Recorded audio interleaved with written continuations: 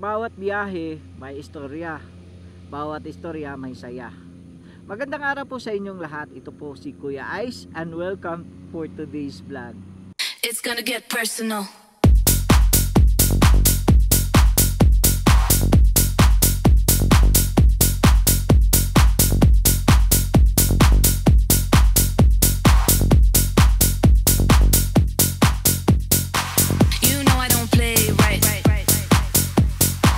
Sa araw na ito is kakaiba yung gagawin natin. Ito po yung first time na gagawin natin kasi hindi ko pa nagawa ito sa buong vlog natin. Ang pagre-review ng motor. So ngayon guys, i-review po natin yung motor na nasa likod ko. Nung nakarang araw ay nailabas ko yung video patungkol sa kanyang first ride impression. Ngayon, pag-usapan naman natin yung kanyang about sa kanyang mga specs. So tara, let's go. Ayan na guys, napaka-exciting. Ito yung first review natin. At ito po yung motor. Sino ba namang mag-aakala sa isang premium brand ng sasakyan ay may motor pala. Ito yung first ever review natin. Ito yung first ever vlog na nagre-review tayo ng motor. At napakaganda pa ng motor ang i-review natin. Makikita natin guys ang classic ng dating ng motor na ito, since mahilig tayo sa classic. Ayan guys, but first pag-usapan muna natin ang kanyang bodyworks, no? Ito nga pala ay isang French brand na Peugeot di Django 150. Ito po ay 150cc guys. So ayan, ikutan natin, titingnan natin ang kanyang buong. Ayan, napakaganda, napakaangas, premium yung dating, napaka-elegante. Ayan guys. Ngayon, titingnan na naman natin ang kanyang bodyworks. Ngayon, dito muna tayo sa harapan. So, kitang-kita natin, may color siya na off-white na may red naman dito sa baba. Ngayon, titingnan natin dito sa kanyang harap. Makikita natin itong kanyang original na logo ng Peugeot. Ayan, yung makikita natin sa sasakyan. Wow, ito yung kanyang logo. Makikita natin itong dalawang color na stripe na to. Ayan, na nagpadagdag sa kanyang pagka-elegante. Yung dito naman is yung top coat niya is glossy siya. Napakaganda at nandito yung kanyang Peugeot na emblem. Ayan. At saka ang kanyang fairings naman gawa sa plastic. Pero halintulad ito guys ng Royal Alloy. Kasi pag tingnan mo, napaka-elegante, parang alloy pero hindi mo akalain na plastic pala to. Ayan. So tingnan naman natin dito sa kanyang fairings, no? Napakaganda, lalo na itong silver line na ito na siyang nagpadagdag ng kanyang pagka-elegante. At dito makikita mo galing dito sa kanyang fairing hanggang dito sa gilid. Ayan oh, itong kanyang silver line. Wow. Para sa akin ito yung nagdagdag ng kanyang disenyo sa pagka-elegante. Kakaiba talaga. At dito naman sa kanyang floorboard, ayan, makikita natin dito sa kanyang floorboard na plastic na may rubber stripe para komportable yung pagsakay ng paa mo at hindi madulas. Ito yung rubber niya. Ayan, ikot tayo dito sa likod. Ayan, ito pala yung helmet na gamit ko guys. Ayan, Geely helmet. Ayan, classic. Ito namang grab bar sa likod is, pansin ko lang, napakahaba, napakaganda ng forma. Tingnan nyo. At saka, komportable humawak dito kapag may angkas kayo. Ayan, dito naman sa kabila. Eto. May the same pa rin yung sa kabilaan niya. At dito makikita natin yung kanyang premium na pagkagawa ng di Django emblem. Ayan. Ayan o. Oh. At may silver lines din siya hanggang dito. At dito naman, pansin ko lang guys, bakit itong 150 hindi nilagay dito sa tabi ng Django na emblem? No? Baka ano, pero okay din naman tingnan, no? Maganda. Ayan. So ngayon, pag-usapan naman natin ang kanyang, dito naman tayo sa kanyang panel. Ayan. Dito sa panel, makikita natin, i-turn on natin yung susi. Ayan. Makikita natin yung turning light. Maganda kasi ang maganda dito is separate siya. Ito yung turn left. Ito yung kanyang ilaw. Naka-high beam yan. Turn off natin. Ayan. Patay na siya. Ito yung check engine. No? At ito naman yung kanyang mode button, no? Selector. Ayan. Ito naman yung kanyang ABS light. Nag-iilaw siya guys kapag nakahinto ka. At ito naman yung kanyang turn right light. At makikita natin dito sa kanyang digital, no? Combination of analog and digital pala tong kanyang panel. Sa kanyang digital, makikita natin yung fuel gauge. Ito, sa baba. Tapos, yung kanyang odometer, magkano yung natakbo. So, ngayon, nakatakbo na tayo ng 4,541. Ayan. At saka makikita ang kanyang temperature ng kanyang ambience. 54 degrees Celsius at may orasan na dito. At dito makikita ang kanyang speedometer. Ayan guys. Okay. Ngayon, titingnan natin ang kanyang side mirror. Turn off muna natin to. Etong kanyang side mirror guys is napaka-premium ng dating. Maganda tingnan yung kanyang glass ng mirror. Kitang kita. Very clear sa paningin yung sa likod mo. Ayan. At naka silver color na din. Ayan. Pansin ko lang masyadong mataas pero okay. Okay siya sa kanyang design. At ito naman yung kanyang handle grip na may bar end sa gilid na silver. Ang ganda tingnan, nagdagdag ganda sa kanyang forma kasi silver siya. Ayan. So ito naman yung kanyang brake lever. Ayan. Saktong-sakto lang yung paghawak mo sa kanyang handle grips at saka sa brake lever. Ayan. So ito naman yung kanyang passing light. Yan, pag push down, passing light yan. Push up, high beam, at saka low beam. Push down. Ito yung kanyang turning light. Turn left and turn right. Push lang ng button. Ito naman yung kanyang busina. So, susubukan natin yung kanyang busina. Ayan, malakas naman guys. Malakas naman. Sakto lang. Ayan. At saka pansin ko rin guys, pagka nag-turn left at saka turn right ka, ayan, turn left tayo. Ayan, may maririnig kang tone, no? Ito yung tone na kakaiba sa ibang motor na dito mo lang makikita sa Django. Ayan. Pag nagka-hazard, ito dito naman sa kabila, nandito yung kanyang hazard button. Ayan, pag turn on natin, ayan, nag-iilaw yung dalawa. So tingnan natin kung umiilaw nga ba yung sa likod at sa harap. Ayan, umiilaw sa likod. Eto, nakailaw din. Ayan. So ito rin yung kanyang, the same pa rin guys. Yung kanyang side mirror dito sa right side. Ayan, maganda tingnan at saka yung brake lever at saka naka ano na rin silver bar end na siya. Ayan. Ngayon, pupunta naman tayo sa baba. Okay, dito tayo sa baba. So ito yung sa baba, kukunin muna natin yung susi. Patayin muna natin. Ayan. Ito pag ikot mo papunta sa kaliwa, magbubukas to. Ayan.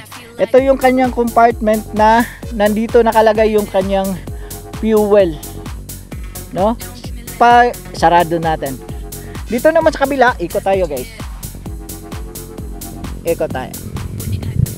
Ayan, dito naman sa kabila, pag turn right mo, ayan, makikita mo dito ang kanyang compartment na may lagayan dito ng cellphone. At saka itong pwede kang mag-charge dito, pero kailangan mo muna bumili ng converter katulad nito. Ayan, pwede kang mag-charge dyan. Napakaganda, napakaangas. Ayan, sarado natin. Ngayon, pag-usapan naman natin ang kanyang lights. Ayan, turn off muna natin itong hazard. Ayan, to turn on natin. Okay, turn on natin yung susi. Titingnan natin yung kanyang mga ilaw. Ayan yung susi. Okay. Ayan, napakaganda. Ayan, makikita natin guys, pag turn on mo pa lang ng susi, ay naka-turn on yung kanyang daylight. At saka itong linya na to na makikita mo sa kanyang logo ng Pujo, ayan, kasama na rin sa daylight. Ayan, so pag nakatakbo ka, napakagandang tingnan, no? Ayan, napaka premium ang dating. Wow, i-high beam natin. Tingnan natin yung high beam. Wow.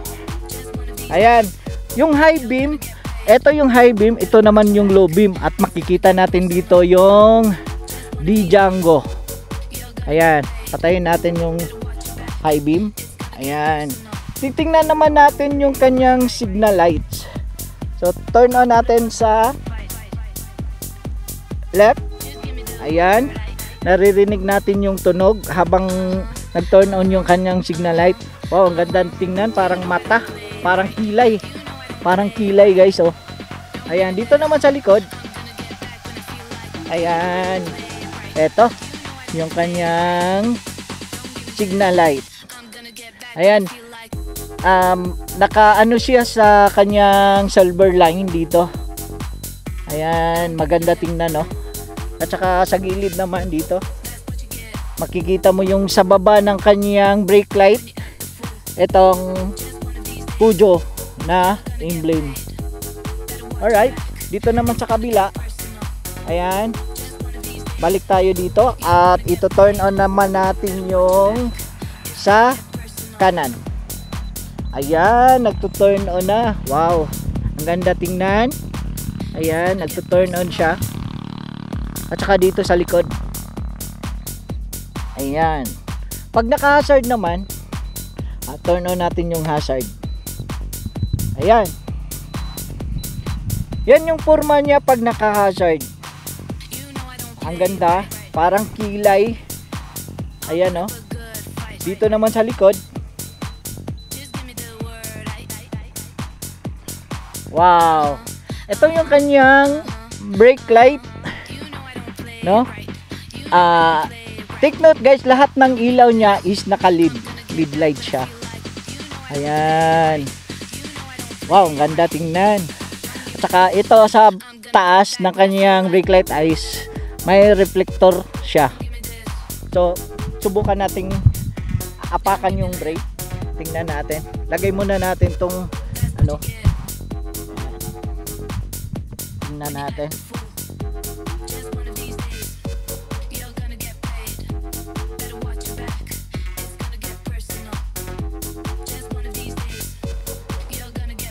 So ayan, maganda siya tingnan. Ayan. So ang problema ko lang dito guys, itong lagayan ng plate number, di ko napapakita sa inyo yung plate number kasi ito lang sa gilid, oh. Ayan, ito may reflector. Hindi ko alam kung paano matanggal ba to, itong dalawa na to, kasi yung ginawa ko ngayon is ano muna, temporary plate lang muna. Ito muna yung ginawa ko. Ayan, saka may ilaw siya sa kanyang plate number dito sa baba. So siguro paggawa ka na lang ng bar, tapos dun mo na lang flat bar, tapos dun mo ilagay yung plate number mo. So ayan. Ngayon dito naman tayo sa gulong. Dito tayo.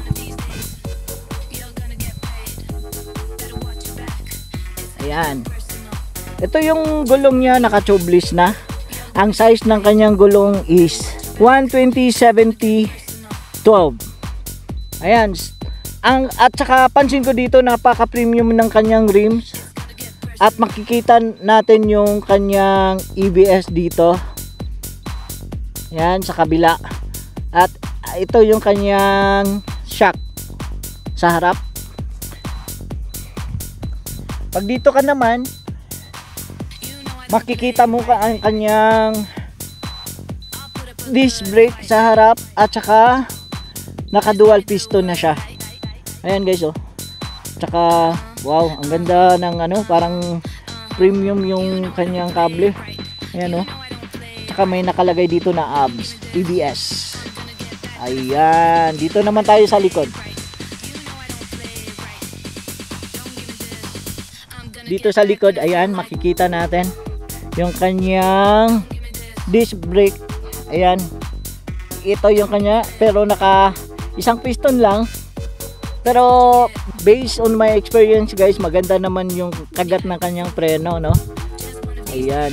So, at makikita natin dito yung kanyang lion na emblem ng Peugeot.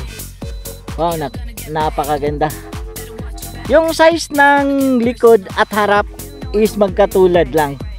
Ang di ko lang gusto dito guys, itong kanyang side stand. Kasi pagka nasa flat surface ka, parang masyadong siya, parang kukunti na lang para matumba. Siguro pwede naman natin pagawan ng paraan, paputol natin ng konti ng mekaniko. Ayan, pa-welding, pwede naman. So ito yung kanyang center stand.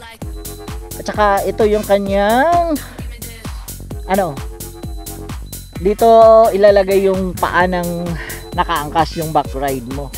Ayan, pwedeng itago, pwedeng bunutin. Ayan,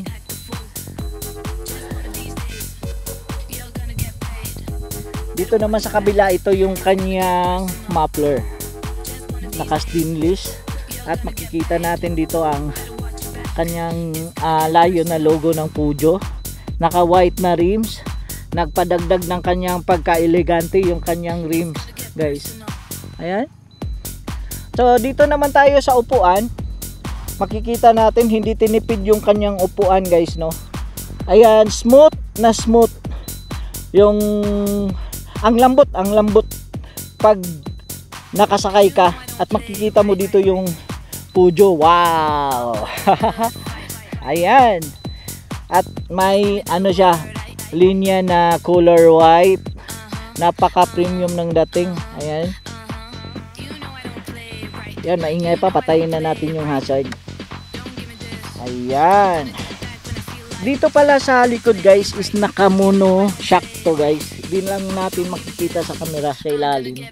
Nakamono shock siya. Ayan. So ayan guys, napakagandang motor, napakaangas, lalo na sa mga mahilig sa classic looks dyan at naghahanap ng classic look na scooter. Ito yung maganda sa inyo, itong Peugeot D Django 150, no? So napakaangas. Overall sa akin lang is napakagandang sakyan, smooth na smooth yung kanyang takbo. Sa kanyang arangkada naman wala akong problema, no? So wala akong masabi sa motor na to. Ang problema ko lang talaga is ditong sa kanyang button, sa kanyang grip. Medyo malayo pero okay lang. Sanayan na lang yan. Naisabi ko naman sa inyo nung unang first impression ride natin patungkol dyan. So ayan guys, maraming salamat sa panonood. See you on our next video. Abangan po natin yung susunod na motor na i-review natin. Napakagandang motor. Ang masasabi ko lang sa inyo, the only motorcycle na scooter pala na nakakadina. So ayan, so salamat sa panonood. Bye bye.